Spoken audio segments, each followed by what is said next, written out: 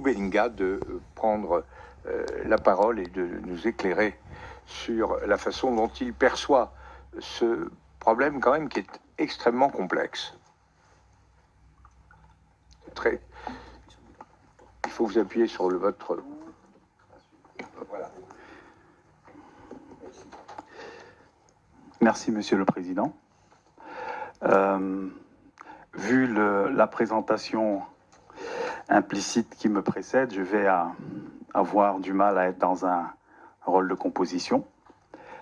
Je vous remercie très sincèrement de m'avoir invité, sachant que j'ai effectivement été de ceux qui ont commis l'un ou l'autre article, l'un ou l'autre ouvrage en relation avec le franc CFA.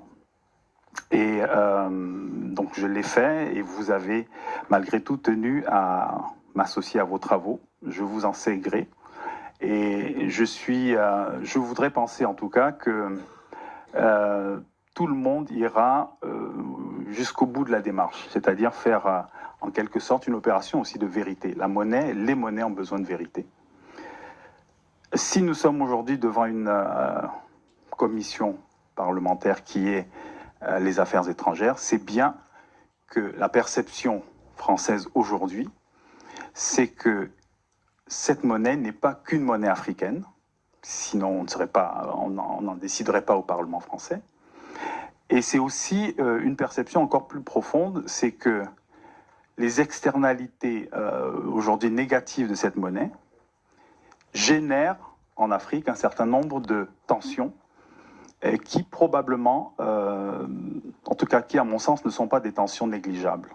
Je les qualifierais même d'explosives, dans le sens où elles sont portées par la jeunesse, et donc la démographie du rejet va beaucoup plus loin que ce qu'on peut imaginer. Ce n'est pas un rejet qui est limité à l'Afrique francophone. Il y a aujourd'hui des conférences partout en Afrique qui parlent du franc CFA, en Afrique du Sud, etc., au Malawi, et donc je pense que c'est plutôt une bonne chose, voire une très bonne chose, que vous vous souciez de cette question. Qu'il me soit donc autorisé de me souvenir d'un 29 mai 2005, que vous connaissez tous, puisque c'était le jour du traité de Rome 2005, et que nous sommes effectivement un 29 mai.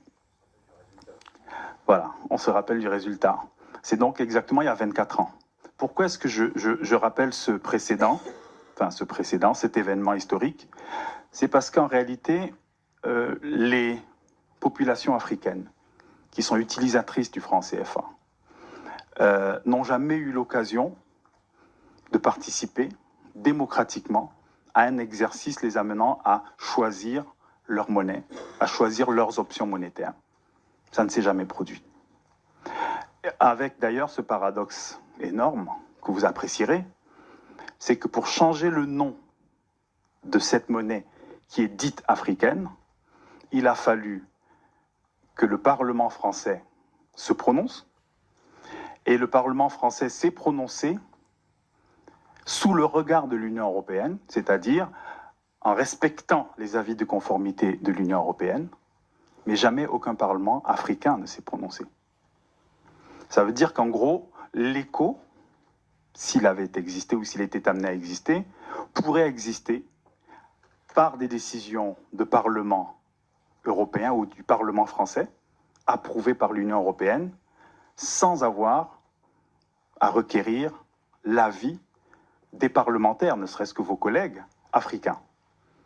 Je pense que c'est quand même une question à laquelle vous pourriez aussi, en tant que parlementaire et représentant du peuple, vous pourrez vous poser aussi quelques questions. Ce que je souhaite mettre en avant ici, et mon accroche va dans ce sens-là, c'est le fait que la monnaie va au-delà de la question purement économique, de la question du lien, disons de la tenue d'un taux de change qui serait à l'équilibre ou pas à l'équilibre, etc. La monnaie va bien au-delà de cela.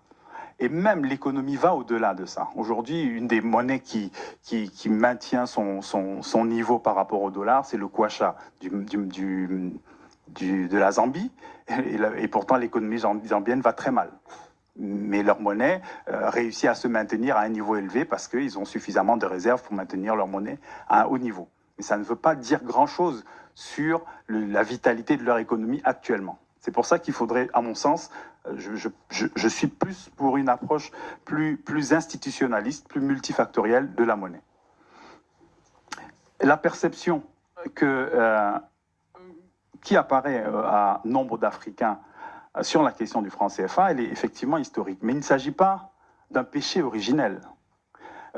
J'apprécie l'expression, et je remercie Bruno Cabriac d'en avoir parlé.